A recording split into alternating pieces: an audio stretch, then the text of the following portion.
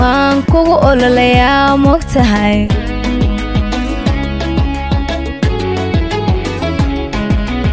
axdigaynu dhiganiyo arrimaha dhexdeena marna ha ilaawin aboowe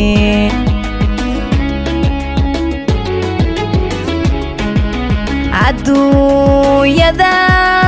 dhammaanteed intaa joogta adanka arkoodo naftu ku ogolaatee